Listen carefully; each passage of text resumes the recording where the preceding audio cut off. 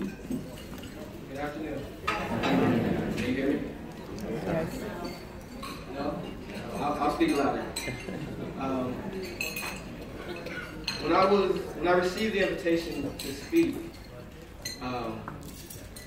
first I was amazed that someone thought enough of me to invite me to an event of this magnitude. First, I want to thank the Central Jersey Club for the invitation, but also for what you do. The fact that a group of women stand. I was telling President Davis that women are the backbone of everything in our lives.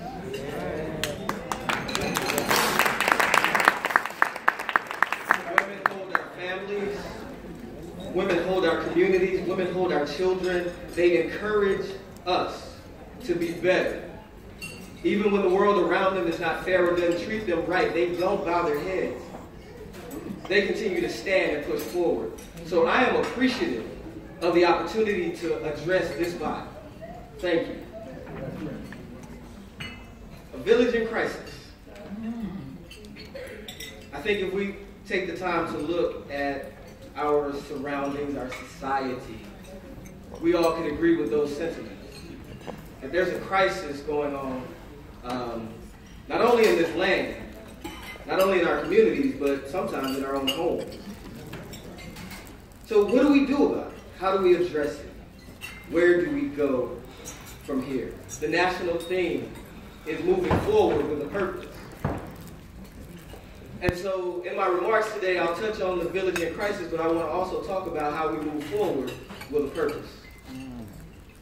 Before I get into that, though, I want us all, if you don't mind, to give the accolades that are due to these young people who are scholarship recipients, some who are in the very top of their classes, young people who have dreams and aspirations of being astrophysicists and chemists and biologists. These children, young people, are our future. And if we don't celebrate them, then the world will. So if you don't mind, stand with me as we give them a hand.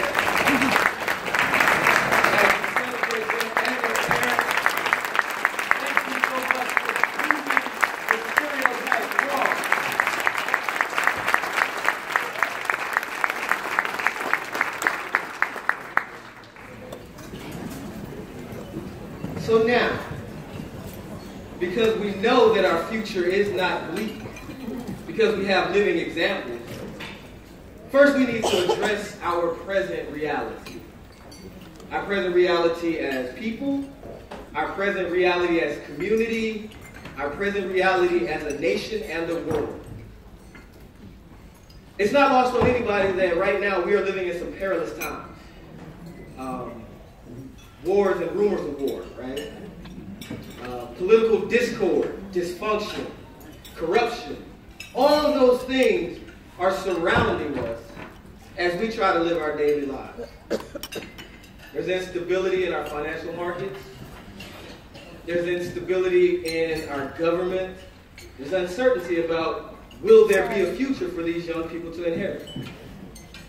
Well, I stand here on this afternoon to tell you that it is our responsibility to ensure that they have a world to inherit, a world that they can live in and prosper in. That's our job. So no matter what's going on with our politicians, no matter what's going on with the people in our communities, those of us who are here and who are able, we owe it to them to make sure that we do all that we can to move the ball forward for them. So some of the challenges, or our present reality, we have issues with education. I did a little studying or research before I came here, and although our graduation statistics are going up, we have to ask ourselves the question of, are we really teaching our children the necessary things? Come on. I attend Princeton Seminary right now, and one of the first things that one of my professors told me when I got to class or got into her office for my advising session, and she said, even people who are coming to school, master's level program, they don't know how to write. That's right. So, excuse me if I'm not too quick to celebrate the rising graduation rates when our children can't read or write properly. But that's our job to change it. Economically, we supposedly live in the wealthiest nation in the world. You guys have heard that, right? Yeah. I disagree. Because I believe that if you lived in the wealthiest nation in the world, then our poverty rates would be some of the lowest in the world. Our uninsured rates would be non-existent. We would not have people who are hungry or homeless, especially people who have fought and died for our country. So, I'm sorry if I can't get with the wealthiest nation in the world. Political. Please forgive me, but all I'll say about that is it's a joke. Our political circumstances now are a joke. But that's because we allow it to be. All of these present realities are fixable if we decided to do the tough work of getting to fixing it. So now we have, we know our challenges. We have structural challenges. You know, there are things in place that just have been that way forever, and it's hard to change. That's just not in our political context. That's sometimes in our organizational context, sometimes in our church context. There are things that are difficult to change, but that does not absolve us of the responsibility of making the effort to change them. We have internal conflicts. For some reason, we as a human race don't seem to understand that we all inhabit the same planet. We breathe the same air. We seek the same things. And we cut each other at the knees so that we can get ahead. Those internal conflicts we have to change. And our personal issues. Fear, complacency, apathy, indifference to the sufferings of others. It's not bothering me, so I'm not worried about it. That's over there in that neighborhood, so I'm okay. Those types of attitudes, those types of perspectives only help to keep us down. So what do we do? How do we move forward with a purpose? First thing is you have to understand and acknowledge what your purpose is. You see, I believe that each and every person in this room, each and every organization that has ever been created, there was a purpose in mind. There was something that they had to do. There's work to be done. What you have to do may not be the same as what I have to do. But if we all work according to what our purpose is, at some point our lives will intersect and we will be able to continue to move things together.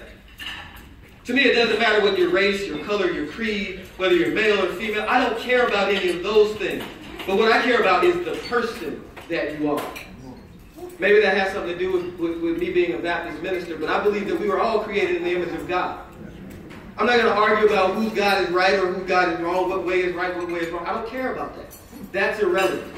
But the fact that you are a child of God obligates me to treat you as that child of God.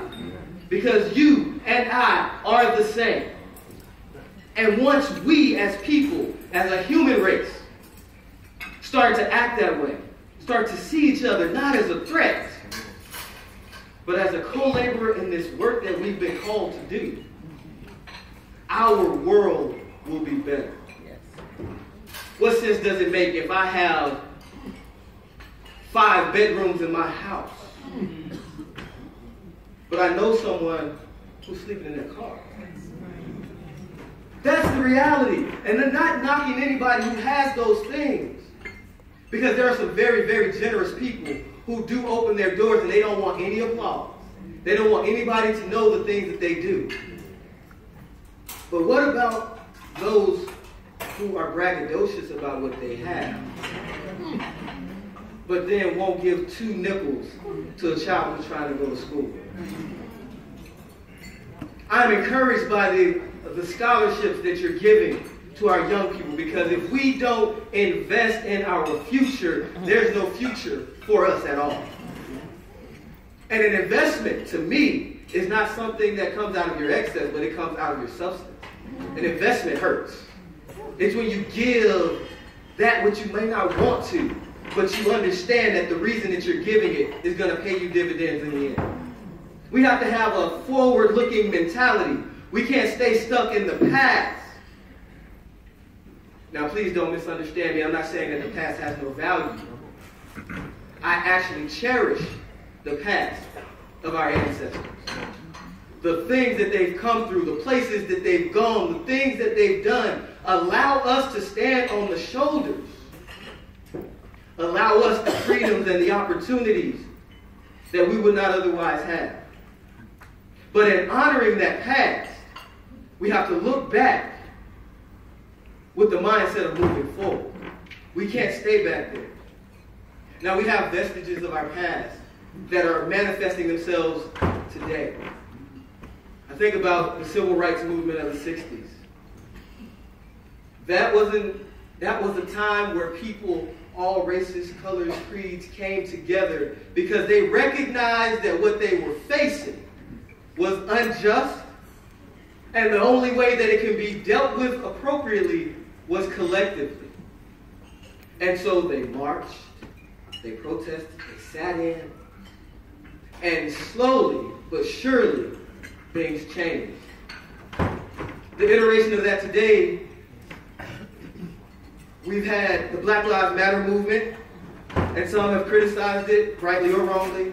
We've had the women's marches, rightly or wrongly, have been criticized. But that, to me, says that people have seen what we've done in the past, seen what was accomplished, and says, we need to do this again. How many of you know about Tulsa, Oklahoma, back in the 1920s? It was called Black Wall Street. Little Africa. That was a stretch of town in the segregated part of town where blacks were relegated to because they could not be in the same area with whites. Instead of allowing that to be a detriment, it was turned into one of the most prosperous communities of black people ever. To me, that's our model of success. If it can be done at the height of Jim Crow, if it can be done at the height of oppression, why now in the 21st century, 2017, can we not figure out a way to come together to make sure that our communities grow, flourish, and develop? That's our responsibility. That's what we have to do to move forward with a purpose. We have to look back, take notes from the past, with a vision towards the future. As a Baptist minister, I can't leave without giving you one scripture. The second chapter of the book of Acts reads this way. In the last days, God says, I will pour out my spirit on all people. Your sons and your daughters will prophesy. Your young men will see visions. Your old men will dream dreams. To me, that says, well, first of all, I think we can all acknowledge that something around the way that our lives are says that we're living in our last days. It looks that way. So if we go with that and we go with this scripture, then God says, your sons and your daughters will prophesy. That means they will tell you things that are to come that you may not see right now. They are to speak things that you've never seen that might not be pleasing to you. Most of the prophets in the Bible, Old Testament, they always prophesied doom and damnation, destruction that was coming. And each and every time the people did not heed the warning. Let us not be like Old Testament people in the Bible. Let us heed the warning. But not only does it say your young men and your young women will prophesy. Catch that now, I said young women as well. It said your young men will see visions. That means they see something that's not yet here. They see something that could be If only they are supported, only they are pushed. Right now, what we have in a lot of our organizations and institutions, in our churches, is we have this generational divide, where some people are holding on to the past and don't want to move towards the future. We're not dismissing the past, but we're saying let's take the best of the past, but let's address these issues of the future so that we can all move forward together.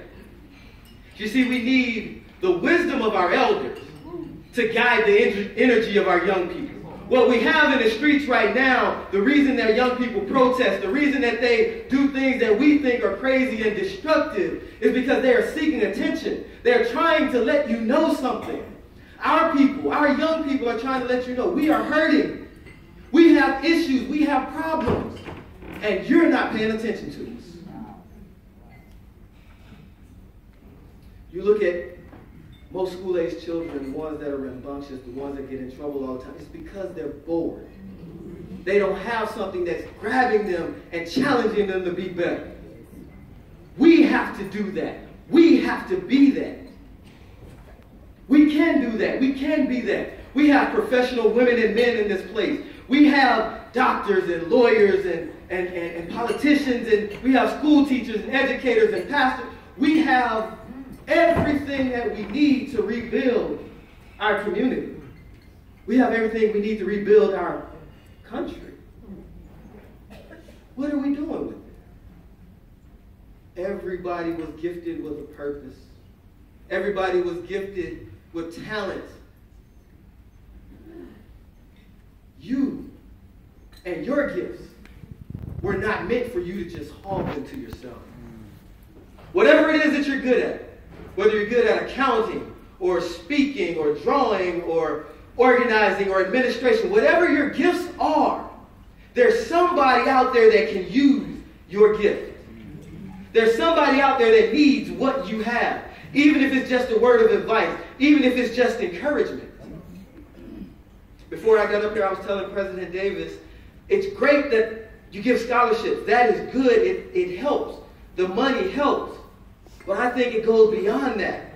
Just the fact that someone outside of my family acknowledges the hard work, acknowledges what I'm trying to do, that puts something down inside of me that says there are people counting on me. And for that reason, I'm going to persevere. I'm going to hit head on the challenges that are in front of me, and I'm not going to waver. I'm not going to give up. Think about the people in your life. Think about the places you go. Think about the influence that you have. Is it being used just for you? Or is it being used to build somebody else up?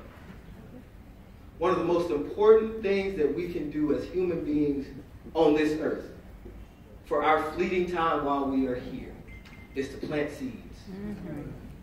Our job is to plant seeds and nurture them and water them and support them. Not to direct them onto how they should live or be. Guidance is appreciated. Force is resisted. One thing that I learned at a young age, respect is given when it's earned. So one thing I want to leave you with as we acknowledge that we are a village in crisis. Our children are dying. They're being miseducated. Our country is being polluted.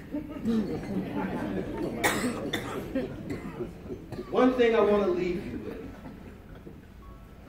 When you die and you're no longer here, what will people remember about you?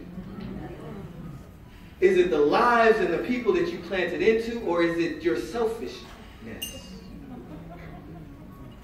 Everything that we've been given by our Creator is meant for us to be given to someone else so that we can continue our generation.